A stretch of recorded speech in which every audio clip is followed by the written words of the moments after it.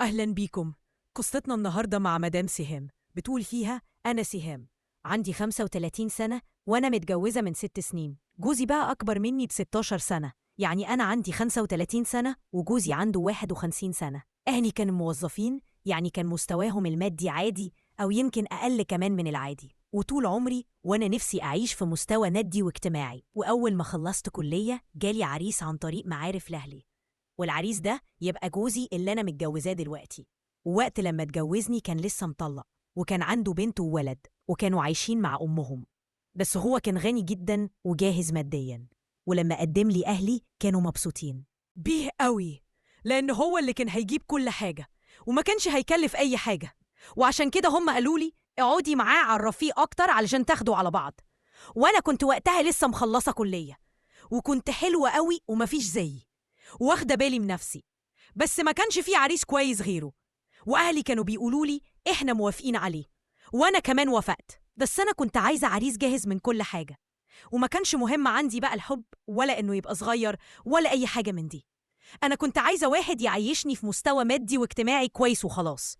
وفعلا اتجوزت من 7 سنين، وبصراحة عشت معاه في مستوى مادي عالي جدا، وخلفنا ولد عنده دلوقتي 5 سنين. لكن أنا مش مرتاحة معاه خالص، يعني من وقت ما اتجوزته وأنا مش حاسة إني متجوزة. هو بيشتغل مهندس بترول، وأغلب الوقت مسافر، يعني شغله كله في محافظة تانية. بيسافر تقريبا 30 يوم في الشهر، وبيرجع إجازة آخر 3 أو 4 أيام. وكمان الأيام اللي بيجي فيها إجازة مش بيكون الوقت كله معانا. كان مشغول برضه بتليفونات الشغل، وينزل يعمل الحاجات اللي وراه لأهله، ويروح يشوف ابنه من مراته الأولى. وإحنا على كده من أول ما اتجوزنا، وعلشان كده أنا عمري ما حسيت إني مبسوطة معاه، لأني كنت على طول عايشة لوحدي ومش حاسة إني متجوزة. وطلبت منه كتير إنه يشوف شغل إداري ويجي يعيش معانا على طول في نفس المحافظة اللي إحنا فيها. بس هو كان بيقول على طول ما ينفعش، ده نظام شغلي، وإنه ما خباش عليا حاجة من الأول. يعني هو قال لي على كل ظروف شغله من الأول، وأنا وافقت. وأنا كنت بحاول أعوض نفسي بالفلوس اللي كان بيديها لي، يعني كنت بعيش بيها كويس وبجيب كل اللي نفسي فيه. أنا ما كنتش سعيدة معاه من وقت ما اتجوزته، لكن أنا كملت معاه وما فكرتش أتطلق منه علشان المستوى اللي أنا عايشة فيه. وكنت بقوله إنه على طول مقصر معايا، لأني زوجة 5 أو 4 أيام بس في الشهر. وبعد ما اتجوزته عرفت إن سبب طلاقه من مراته الأولى، بس عشت علشان المستوى المادي وابني وخلاص. أنا بقى كنت ساكنة في عمارة كان فيها شقة جنبي في نفس الدور، كانت مقفولة بقالها فترة، لأن كان ساكن فيها راجل وست كبار في السن وبعدين ماتوا.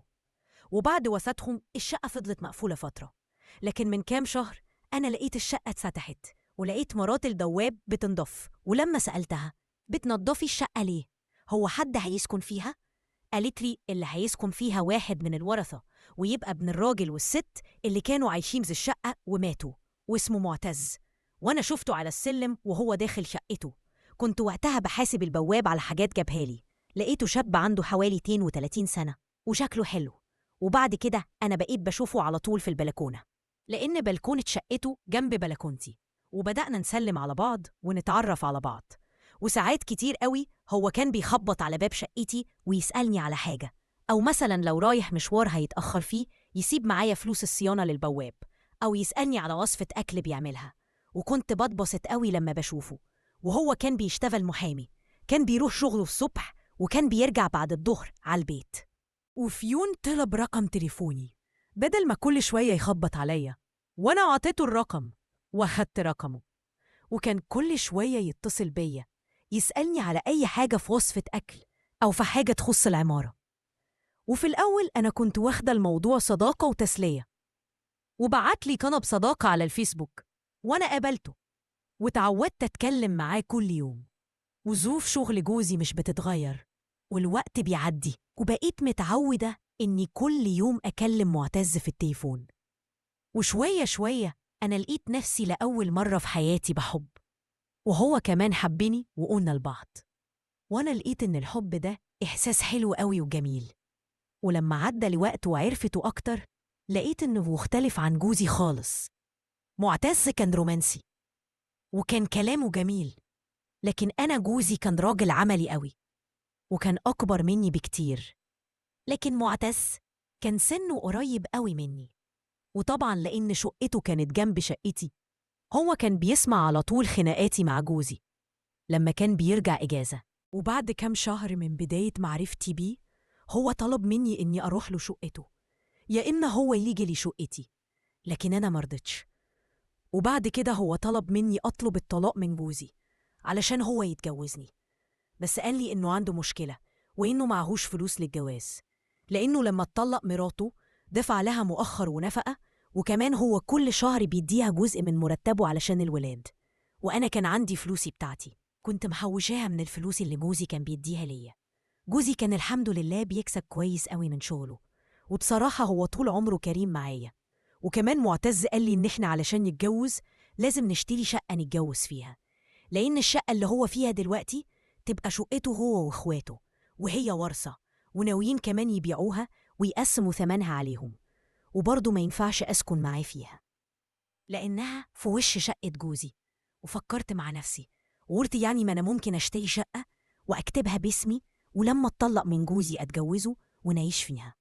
ولما اقترحت عليه كده قال لي ما ينفعش أعيش في شقة باسم مراتي، أنا كرامتي ما تسمحليش بكده. وقال لي إن هو وإخواته عندهم أرض ورث هيبيعوها، وهو هياخد نصيبه ويشتري بيه شقة. بس أنا كنت بحبه قوي، وما كنتش عايزة أضيع سنين تانية من عمري أكتر من كده مع جوزي، وكنت مستعجلة إني أطلق من جوزي وأتجوزه.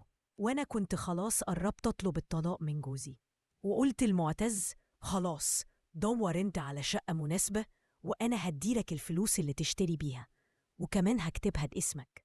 أنا ما عنديش مشكلة أعمل كده، واعتبر إن فلوس الشقة دي سلف عليك، وابقى رجعها لي لما ظروفك تسمح.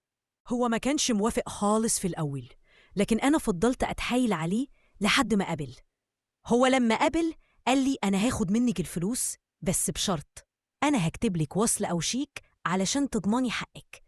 بعد كام يوم هو قال لي إنه لقى شقة كويسة معروضة للبيع، وإنها متشطبة وعلى السكن على طول، يعني على الفرش والسكن. وإحنا رحنا أنا وهو وفرجنا عليها، وفعلا كانت متشطبة وحلوة قوي، وكانت تمليك ومطلوب فيها 500 ألف جنيه، وأنا كان معايا منهم 350 ألف جنيه في البنك.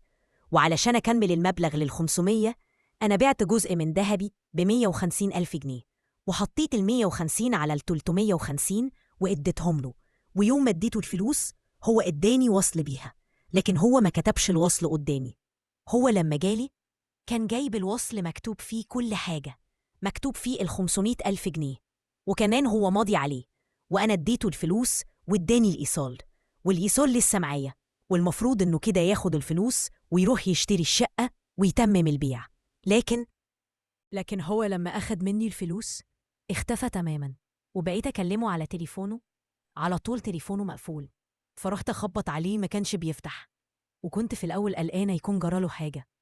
بعد كده أنا عرفت إن شقته هو وإخواته اتباعت لناس تانية، هم باعوها بكل عفشها وبكل اللي فيها. وأنا عرفت كده لما لقيت الملاك الجداد جم وبدأوا ينزلوا العفش والحاجات اللي في الشقة، وكمان جابوا عمال علشان يوضبوها.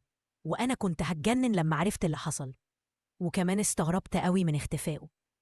لكن لما بقيت مش عارفة أوصله أنا رحت خبطت على الملاك الجداد وطلبت منهم رقم أخوه، وعرفت إنهم فعلا باعوا الشقة، وإن معتز سافر يشتغل في الكويت من كام يوم. وساعتها أنا نزلت ورحت للشقة اللي كان فرجني عليها واللي هو أخد مني الفلوس علشان يشتريها، وسألت البواب إذا كان هو فعلا اشتراها ولا لأ.